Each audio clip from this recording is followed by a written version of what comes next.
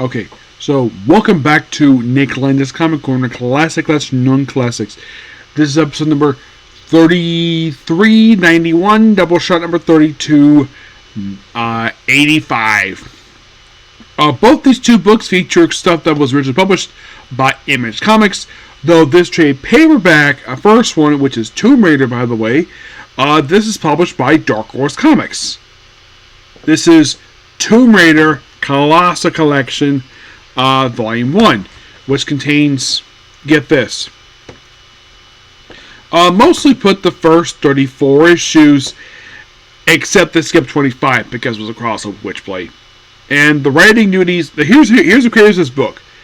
And you're probably like, interesting. Very interesting creative team here. We have Dan Jurgens, Adam Hughes, Michael Turner, Andy Park, Mark Silvestri, Dave Finch, Francis Manifold. Oh yeah, Francis Manifold. So it is just Lara Croft and the universe of Witchblade go on raids, and of course this is probably loosely based upon the version of the version of games that came out prior to this. And keep this comic lasted for 50 issues. Yes, it's probably one of Top Cow's, one of their longest comics that's not Witchblade or The Darkness. So you might be thinking, am I going to view more Cyberforce? Maybe. I probably will. I actually kind of like reviewing the first year of Cyberforce. So, basically, we see her diving, and here's the storks here for this one here. You have a lot of these are basically just like the opening stork, just a couple issues. That's Medusa Mask, Ancient Futures. That is 5 and 6. Dead Center is 7 through 10. Shangri-La is a quick two-parter.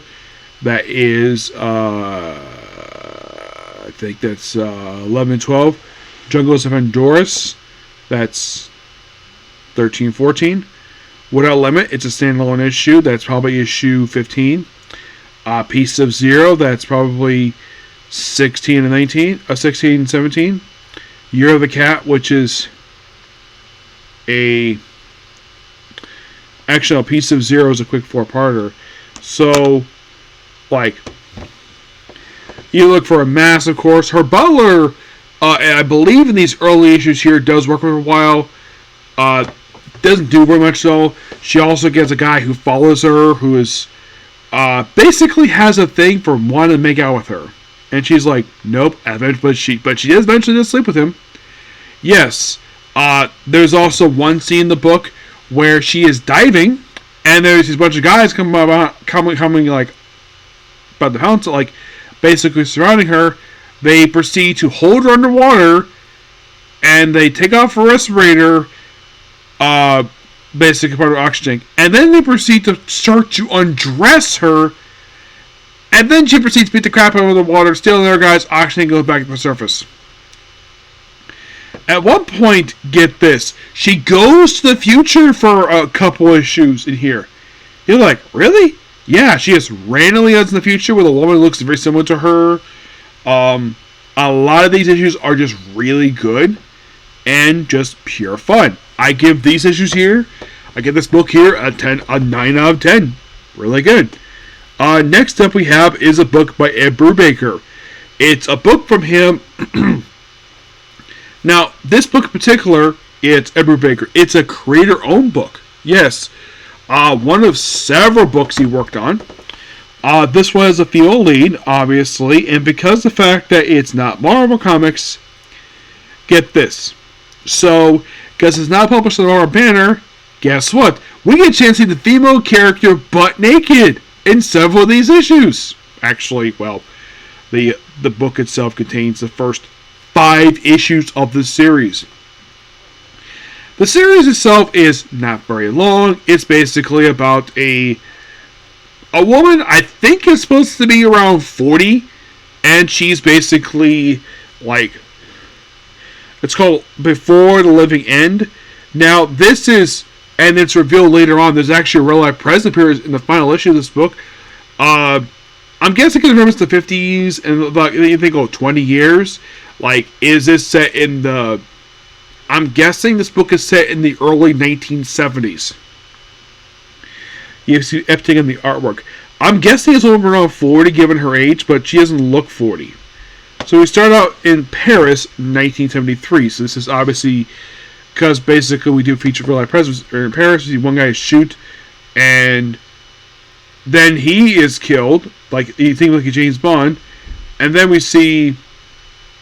By the way, Velvet herself is this woman who's pushing 40, who's got a white streak in her hair.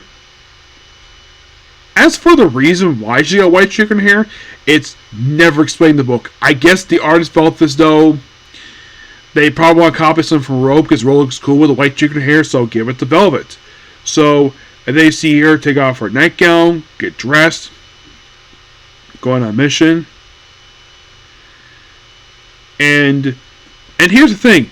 And then we could jump back. That was 1973. Then we jump back to 1968. I gotta admit, basically, the artist, and of course, you see her where she's with a guy she drinks with, and then goes like a wild ride with him. She proceeds to smoke. Yes, smoke. It was the 60s. It's 60s after all. And they mentioned about Dr. Jefferson Keller, who died. This is probably back to present day. And I think she works for the CIA, and this is basically her just doing some work. And then we see her doing some stretches. It appears to be like her mansion. Then she goes out. Finds a crime scene. Then we see.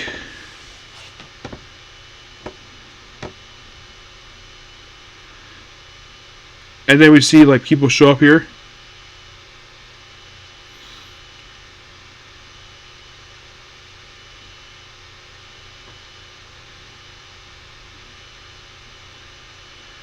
And then basically it's like, oh, you guys should arrest, like, and then she needs to fight them, and then she jumps out the window. No, this is not the issue. They do in fact depict her several times butt naked, and there's a reason for it. So then we have some more, and then we have basically she jumps the window, obviously, and then she escapes, a little injured. Then of course they knock some guys. She knocks some guys out, steals a car, gets away from them because she's framed.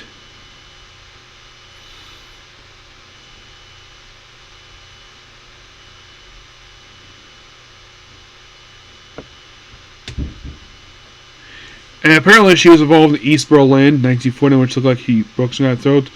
I think of the Monte Carlo, 1951. Northern Italy, 1953. French Juska, 1955. Prague, 1955. It's like all these missions because apparently she's like damaged. And then she's able to get out, and then she just finds someone knows who's a smuggler. It's like name's Burke. And, well, you still a smuggler. You haven't changed one bit.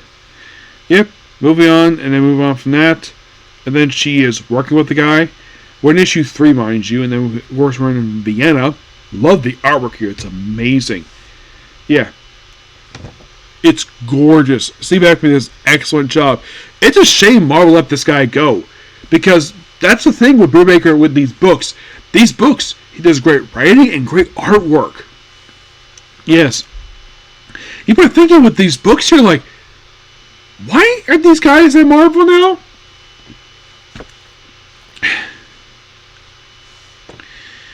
I think I did hear something, Brubaker, the reason why he left in 2012. I heard somewhere that he may have felt disrespected at Marvel, and probably also his contract is coming up at Marvel. Like, if I get a chance to meet him, what company like better, Marvel or DC? Because he did some DC work.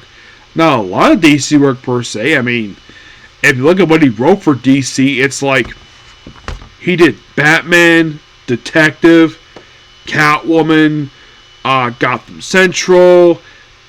I know he did the one-shot, The Joker Who Laughs, the Batman Man Who Laughs, but Joker one-shot. And I think he did a miniseries for them. I think that's it. He didn't do a lot for DC, a lot more for Marvel. Yeah, so then we're going to Burke, and then of course we have where she's looking at somebody, she changes, Don't see nudity just yet, per se. Oh no, but there will be nudity. And now there's nudity, and then of course, basically, it's like she just chats with the guy. It's like light, and then smiles, and then apparently off panel, she proceeded to have sex with him. And yeah, this is the first about 3 or 4 instances in this book where we see this woman completely naked, and you see her going through stuff at the guy's place she just had sex with. Yes. So then she finds a woman bruised, but she basically heals her up. Burke is the guy she's working with. Then she gets the guy a cigarette, of course, and then they sneak around. Then, okay, so apparently she wants to go after the guy who hurt her, and apparently lost her child too. And then she wants to kill him with a cup. And then she gets stabbed by the guy. And then the guy who apparently was her husband, she kills him. And of course she confesses to everything. More CIA stuff here. And then we see, we go to Monte Carlo. Where we see Velvet where she's in her underwear. Well, basically a corset. Yeah, that's what she's wearing here. That's what he draws her. I at least gotta admit the fact that Steve Epstein does a great job drawing this woman. She draws her as someone who's very beautiful, for a woman who's, like, the best way, like, it's not confirmed exactly what her age is. I'm guessing she's almost 40. But she does look like early 30s. No, more like late 30s, I say. Mm-hmm. We see her in disguise, then we have more fun with a party, and we see various people she's looking at, and then there's a little fight, and then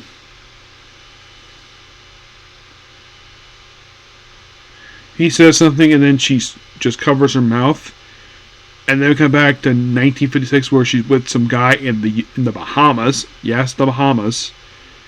And then, of course, basically, like, they go in the water, they make out, and then he just lies in the water for a bit, sees a note, and then apparently, off panel, these two had already had sex, and then, well, then we got the Switzerland to 46 where she was younger. I think at this point here, 46, she must be about late.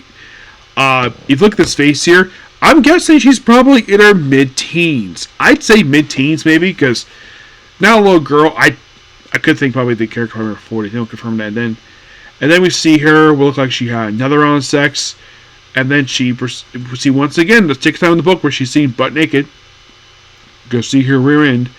Then she gets dressed, and takes to the room, has some training, and see this one person get killed. And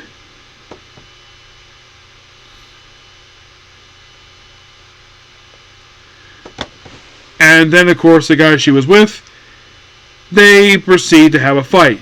He shoves her face against the mirror, nearly slits her throat, and then she proceeds to shove him out of the window.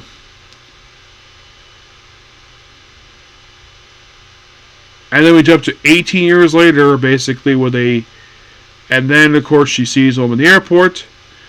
Then she goes to London, and that's the book. Really good. I actually enjoyed that.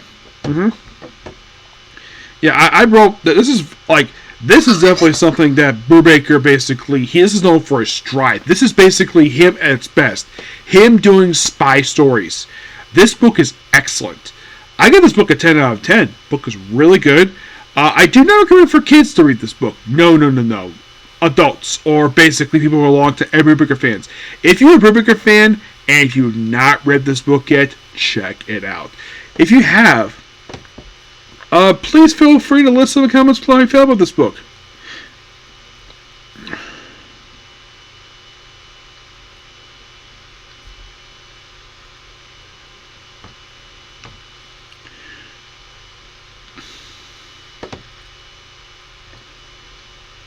Yep.